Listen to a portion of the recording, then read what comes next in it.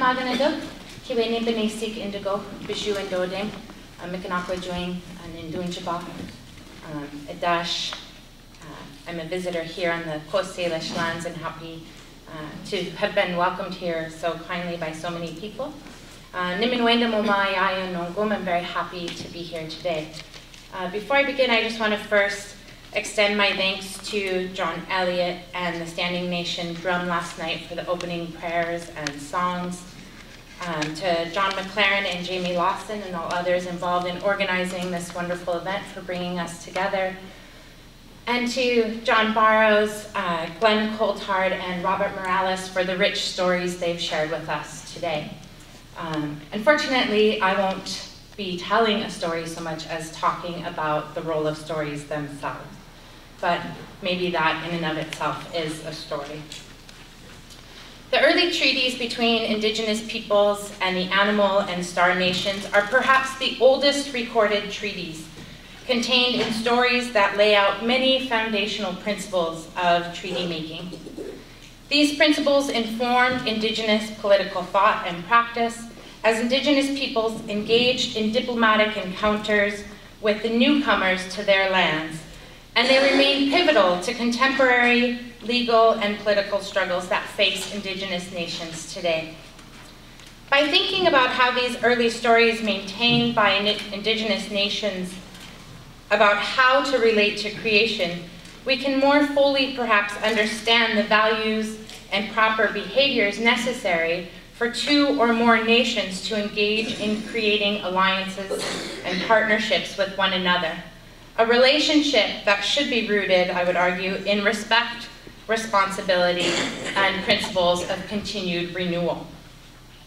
Robert Williams has stated, quote, "In American Indian treaty visions of law and peace, a treaty itself is a special kind of story, a way of imagining a world of human solidarity where we regard others as our relatives." Thomas King has also reminded us that stories have power, stating, quote, "Stories are wondrous things, and they are dangerous."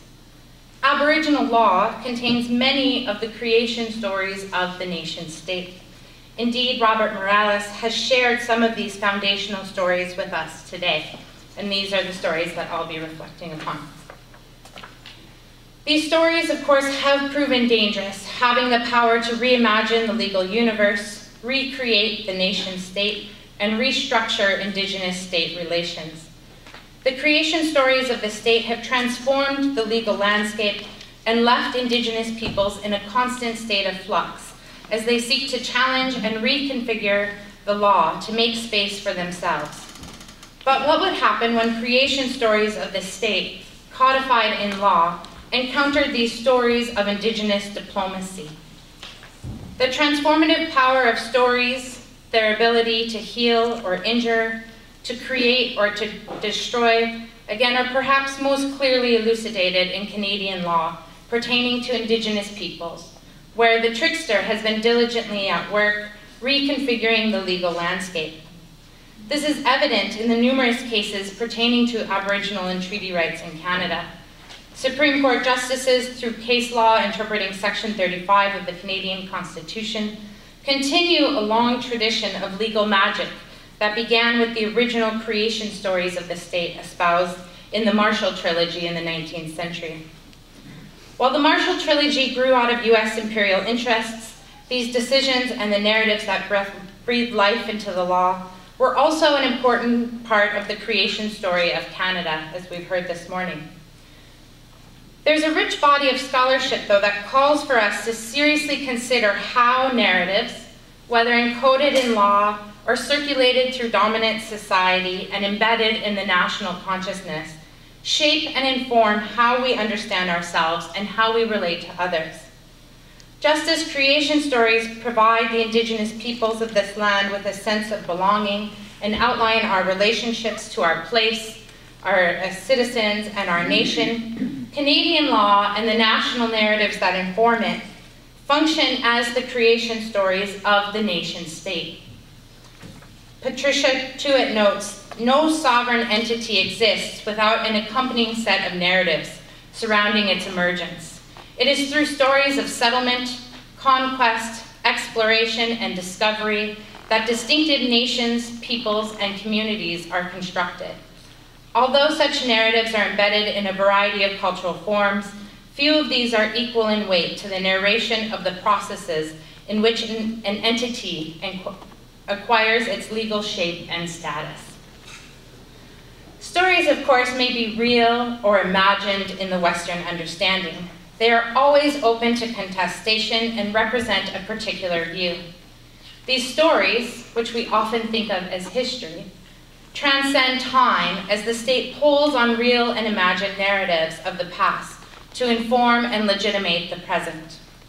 Bain Atwood echoes this sentiment, stating, quote, "In the case of settler societies, colonizers have found it necessary to persuade others as well as themselves that the land they have appropriated as their basis is rightfully theirs.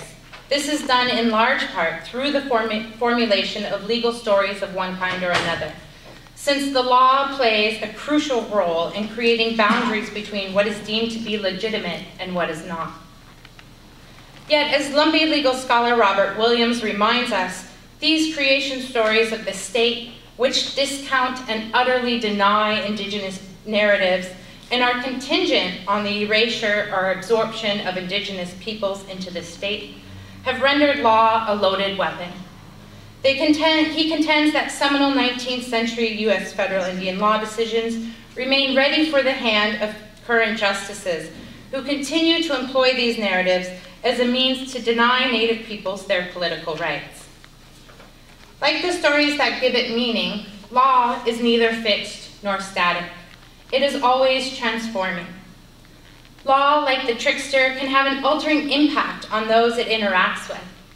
As Greg Saris reminds us, stories can work to oppress or to liberate, to confuse or to enlighten. Law as story in Canada has frequently worked to oppress Indigenous peoples and transform Indigenous narratives by subjugating Indigenous stories within the nation state, sometimes to the point of defining Indigenous rights out of existence. This, of course, can be seen in the litany of Supreme Court decisions that manipulate and reconfigure the meaning of Aboriginal and treaty rights, as the High Court continually takes on a trickster persona, stretching and contorting the accords and agreements that came out of early Indigenous diplomatic encounters with newcomers to a degree that practically drains them of any vitality. This is largely due to early narratives of discovery and conquest that continue to underpin Aboriginal and treaty rights litigation. The ultimate sleight of hand, in true trickster fashion, occurred when the courts dramatically repositioned the early encounter narratives that recognized Indigenous sovereignty and political authority and were grounded in agreements rooted in respect that outlined responsibilities between peoples, instead transforming this to a narrative that presumed state sovereignty.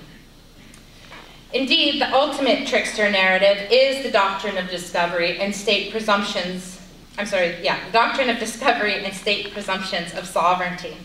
Indeed, the twin doctrines of discovery and extinguishment are comparable in many ways to the flood stories that teach Indigenous peoples about this land.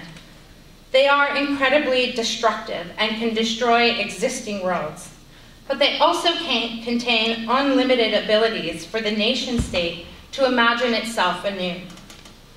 In its recreation through legal doctrines, Canada grants itself the power to drown out any memory of its diplomatic agreements and commitments to Indigenous peoples. These creation stories allow the state to disregard their early recognitions of Native sovereignty and political authority in favor of narratives that position Aboriginal title as a mere right of occupancy and freezing Aboriginal rights. Like the trickster, stories can distract just as much as they can enlighten. The courts have been particularly successful in distracting us from our own stories by instead putting on a magic show full of fancy tricks that distract the audience by posing endless riddles so they will be unable to see the sleight of hand that enables the justices to pull a quarter out from behind one's ear.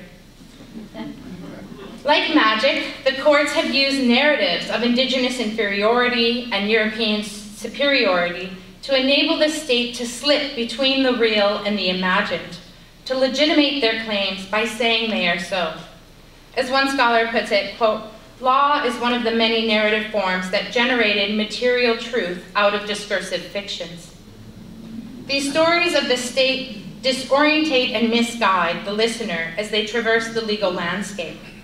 Disorientated, the state has found itself caught in its own riddle, lost in a maze that purports to administer justice and act with morality, while imagining its sovereign authority is contingent on the suppression of Indigenous sovereignty and the denial of Indigenous land tenure vested in long-standing Indigenous responsibilities towards creation. Chief Justice John Marshall first posed the national riddle in 1823 when he utilized his legal imagination in Johnson v. McIntosh to reduce Indigenous land title to a mere right of occupancy. In 1831 in Cherokee Nation, he again performed the trick of transforming Native nations from self-governing and independent nations to domestic dependent nations. In both cases, the Chief Justice carried out unnecessary tricks that sought to distract from the larger questions of federation the court had to contend with at the time. But like any story, once it was told, there was no way to recall it. As Leslie Marmon Silko reminds us in her powerful work, Ceremony, recounting a contest among witches that escalates out of control and threatens destruction and despair for all, stories cannot be undone. The witches pled, "Take it back, call that story back," but the witch just shook its head. "It's already turned loose. It's already coming. It can't be called back." Marshall, like the other witches, sought in a later ruling to call back this creation of discovery and conquest that had subjugated Indigenous rights and lands within the supreme authority of the state. In his 1832 decision, Worcester v. Georgia, he denied that discovery stripped Native peoples of their land title, and instead sought to recognize Indigenous sovereignty and trust responsibilities outlined in the treaty relationship. He recognized that the Cherokees' national character had not been diminished by them placing themselves under the protection of the United States. Rather, he said, quote, "The very fact of repeated treaties with them recognizes it, and the settled doctrine of the law of nations is that a weaker power does not surrender its independence, its right to self-government, by associating with a stronger and taking its protection." But these competing and overlapping opinions, collectively referred to as the Marshall Trilogy, swirled around a legal universe, allowing the courts to gaze in any direction necessary to support their particular desires. As Robert Morales has so eloquently highlighted, Canada has been able to utilize the Marshall Trilogy to narrate countless stories that frequently legitimate the denial and the erasure of Indigenous sovereignty. While Johnson v. McIntosh allowed for this territorial subordination of Native peoples through narratives of discovery in the United States, Canada drew on these narratives in St. Catharines Milling, Calder, and Delgamuukw to legitimate the territorial and jurisdictional absorption of Native peoples here. Legal and national narratives of discovery were employed to legitimate the diminishment and denial of Indigenous peoples' rights.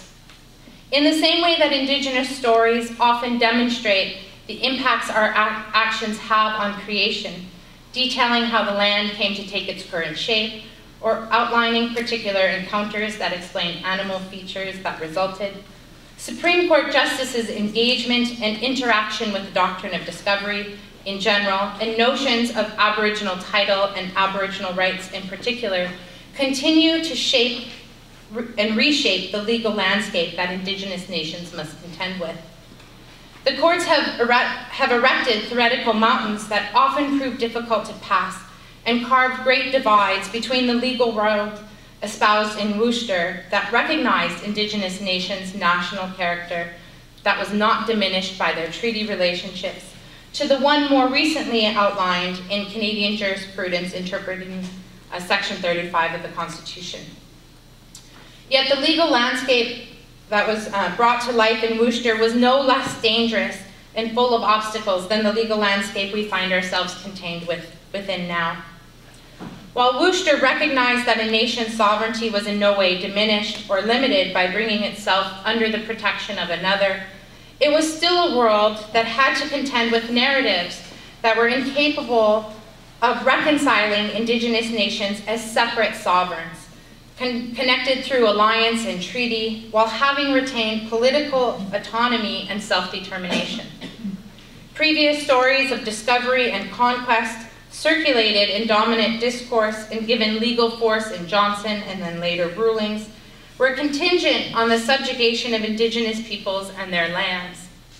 These stories were alive and could not be called back. So as the nation state imagined itself, it did so to the exclusion of Indigenous story. Instead, Canada took up the act of creating and controlling stories of Indigenous peoples, Canadian stories that contained limited possibilities for Indigenous nations, of either erasure or absorption into the state. But what would happen if the creation stories of the state encountered Indigenous stories of diplomacy?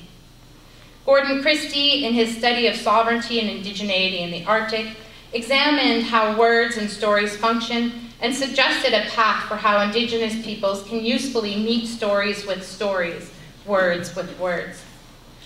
Christie argues that sovereignty has served to define a state-controlled political agenda in the Arctic. State notions of sovereignty have precluded any consideration of Indigenous stories that unearth alternate ways of relating to one another. Christie cautions Indigenous peoples to consider attempts to reshape and transform the stories of the state from within, warning that we may lose sight of another form of resistance available to us, resistance that meets story with story. Christie believes that the form of resistance that meets stories with story unearth alternate possibilities to the sovereignty model, possibilities that imagine other ways for us to relate to one another. He notes that, quote, questions about how people might interact with one another and the land and the sea around did not trace back to first-order questions about which body had the rightful authority to make decisions in this context. First-order questions would be about how one might act. They were about the appropriateness of the action in questions, not who might be appropriately positioned to decide how to act. So stories transform. They unearth new possibilities. They look to the past to inform our present and provide direction for our future. Stories told by Indigenous nations illuminate alternate ways of being, a path for mutually beneficial partnerships that focus on questions of how one might act instead of keeping us contained within a narrative that has exclusively centered on the question of who has the authority to act. The stories told by Indigenous nations may provide an alternate way of imagining how we can relate to one another. These alternate ways of being illuminated in Indigenous stories of diplomacy neither requires the subjugation of Indigenous peoples and their rights within the state, nor does it threaten the extinction of the nation-state itself, a fear that has often closed off alternate stories. Indeed, the nation-state will be altered, changed, as the land and the animals have been, because that is the power of story. But like all stories, Indigenous stories of diplomacy contain the power to heal as much as they threaten to destroy. Indeed, these stories pose danger to notions of supreme authority that are currently rooted in state presumption of sovereignty. However, they can provide a path for reconciliation. Reconciliation is, of course, a loaded term and contains many stories of continued subjugation under the cloak of liberalism.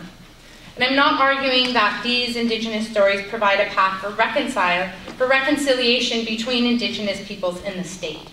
Indeed, that narrative of reconciliation often promises liberation while still operating as oppression.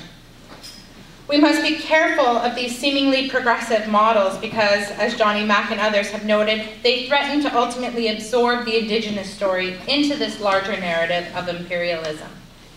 Instead, I believe this term is appropriate in that Indigenous stories of the diplomatic encounters with the state can aid the state in reconciling its own creation stories, narratives of morality and justice that coalesce and collide with stories of continued imperialism, dangerously chipping away at the legal landscape until there may be nothing left.